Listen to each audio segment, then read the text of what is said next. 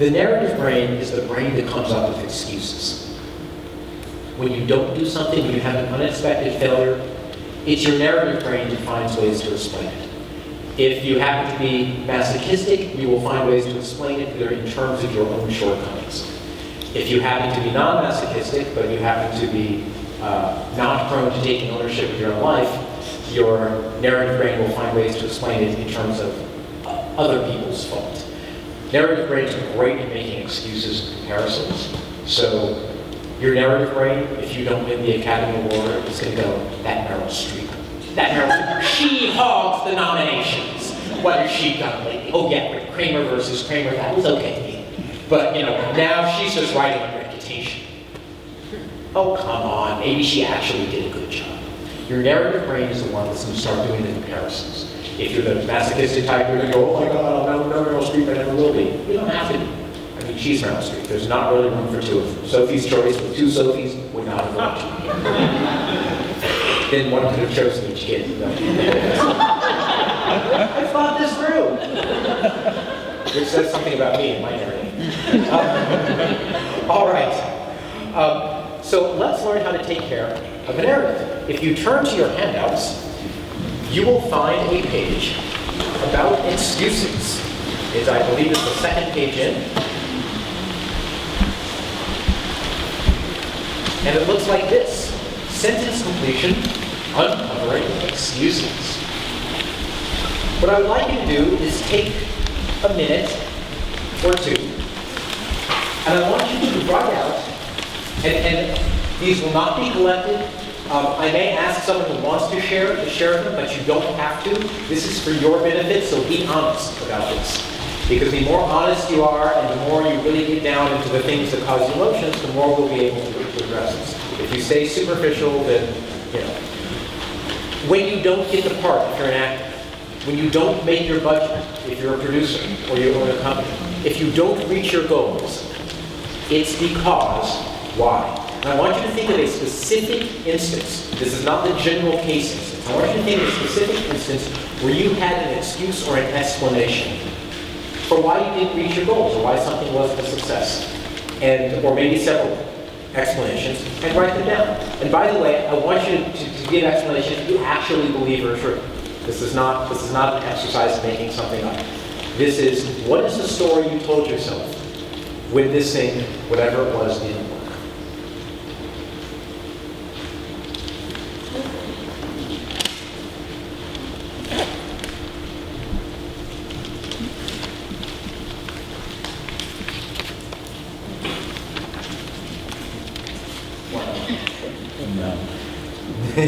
All right, we know who not to ask. Yes.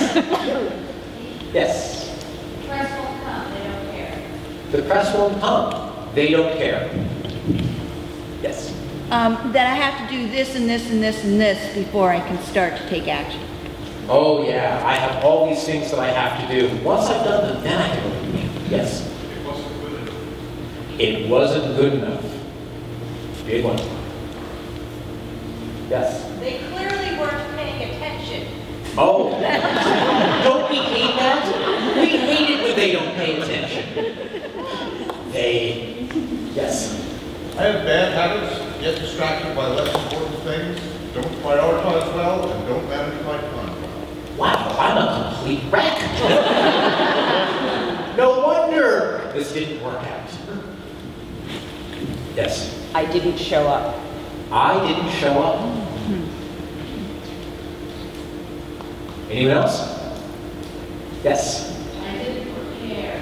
I didn't prepare adequately. That's right. Life requires adequate planning. And by the way, so does disappointment. You can't be disappointed unless you first build up your expectations.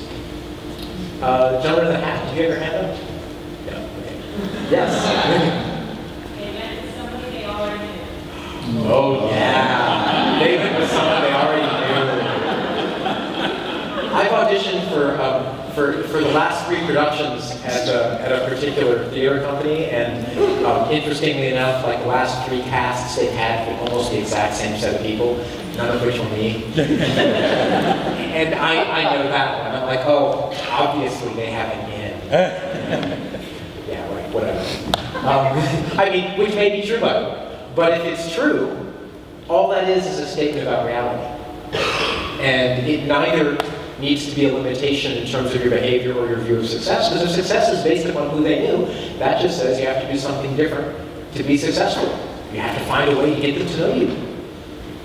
There was another hand up. Yes? I don't set deadlines. Ooh, I hate that, and I run right through them again. Yes? Oh, sorry, did you? No. Oh, all right. I'm lazy. I wanted to relax rather than keep working. Oh, I'm lazy. I wanted to relax. I know. You know, that Oreo ice cream cake calls to me and says, it's time to take a break. And since I'm a dairy product, you can't keep singing afterwards anyways. You may as well just enjoy me. Or maybe that's not what other people's. Yeah, I'm projecting again. And the last two. I don't have enough experience. I don't have enough experience. I'm with you. Neither do I. Let's go take classes. I wasn't certain I could handle it, so why should they have confidence in me? I didn't have confidence in me. Why should they? Now, I'm going to guess that even those of you who didn't raise your hand, you've probably heard something that you've thought yourself. These narratives are pretty much universal. These are the things that we say to ourselves to explain what goes on. Now, I'd like you to do the next thing on the sheet, which is other people succeed because. Now, I want to be very clear about the interpretation of this sentence, which is other people succeed where I don't because. So this is a question of how come they succeeded? Why is their company doing well? Why did their lighting design get chosen? Why, et cetera, et cetera, et cetera. So when you are comparing yourself to someone else, what are the stories you tell? And again, choose a specific instance that you can think of. And why is it that other people succeed where you don't? Or in a particular place where you don't?